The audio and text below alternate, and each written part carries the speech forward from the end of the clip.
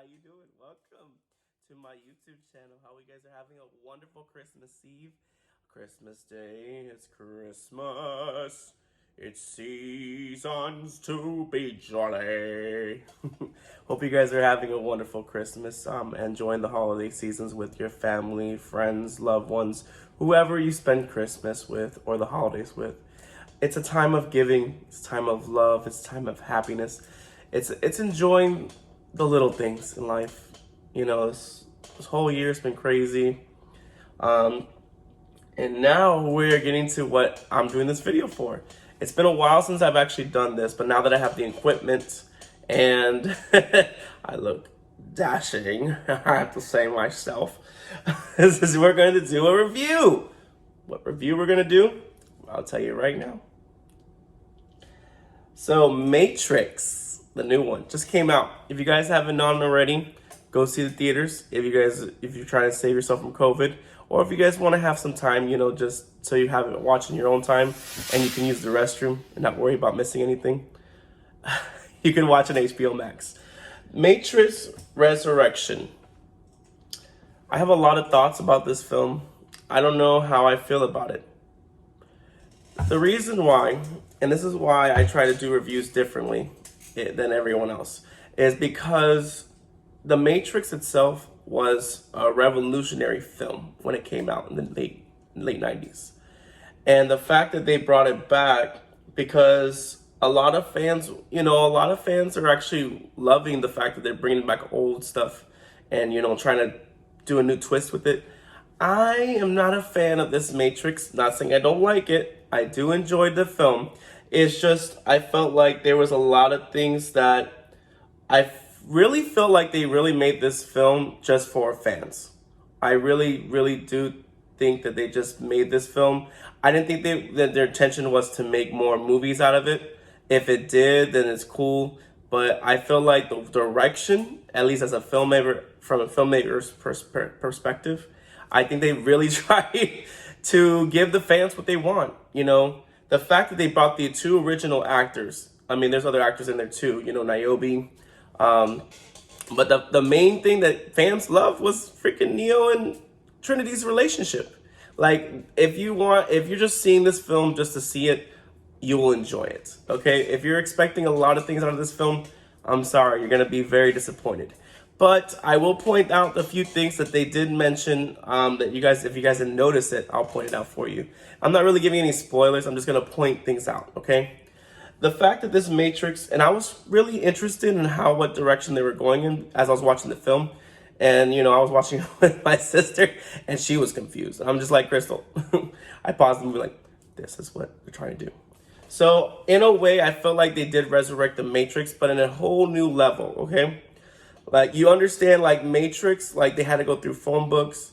They had to run to that phone book in order for them to get back to the real world. From reality to dreamland.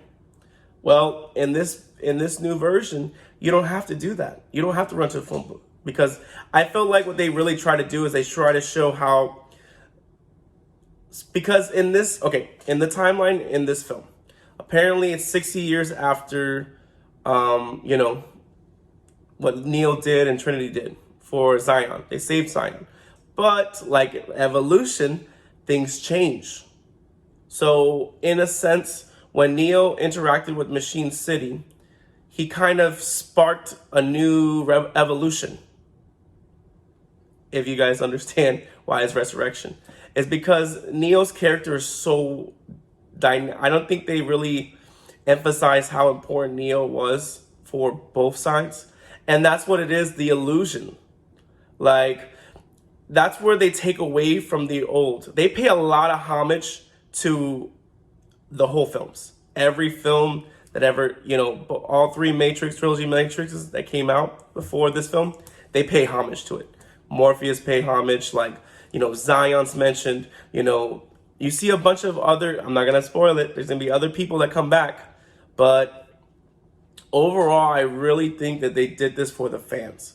I really don't think that they were planning on making like a very, they were trying to reboot it. I think because we're on this trend of evolution of of a lot of filmmakers are bringing back old stuff and putting a new twist and a new spin. And that's what they really did with The Matrix. It's like 60 years has passed. So you think as evolution, back in the 60s, what if people actually people that lived in the 60s, some of them are still alive, but they're older, but they remember how things were back in the 60s. There was no technology. It was like that, archaic way of lifestyle where now technology has evolved so much in a span of like 20 years, 30 years, you know what I'm saying? So you would think in The Matrix, and that's the direction they were going in. It's not a spoiler. It's pretty much what the direction they're going in. So if you guys haven't seen it yet, I give you guys a chance to watch it. If you're expecting a lot of things to happen, I'm sorry, I'm going to let you know right now, you're going to be disappointed. But if you're just solely as a fan like me, I was a Matrix fan. I grew up with Matrix. And Matrix was one of those first films that actually redid how CGI was, They still had live action, but it's mostly CGI, but now everything is CGI. So like the way that they do it is pretty twist. I would say pay attention to everything. Please do not think that if you go to the bathroom, you will get confused. I promise you that. If Interception hasn't taught you anything or any films like that, please stay tuned and watch everything, okay? Absorb everything, look at the background, look at everything. They did a great job with this film. I'm not gonna say it's a bad film, but in my expectations of what I feel like The Matrix should have been, I feel like they didn't hit the marks for me. But it was a great film for anyone to watch, and it's a family film. Enjoy it. I will say there's some stuff to say, so I'm not trying to spoil anything for you guys because I want you guys to watch it, but I'm going to talk about the film. So if you guys want to see this film, thumbs up on my part, and I'm going to be putting a lot of stuff in there, hopefully, if it lets me, because my computer's been acting up, my phone's been acting up, so sorry. But you're going to see my beautiful face. But I wanted you guys to leave you this.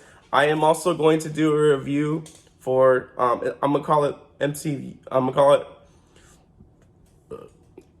MCU review. And what I'm going to talk about, it's going to be talking about Eternals, Spider-Man, and thoughts in the new Doctor Strange movie.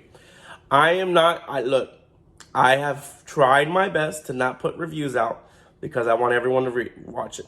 At a certain point, it's a #1 seller. It beat Avengers.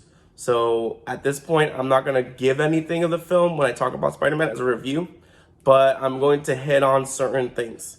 And maybe that might consider spoilers, but it's not, because you know what?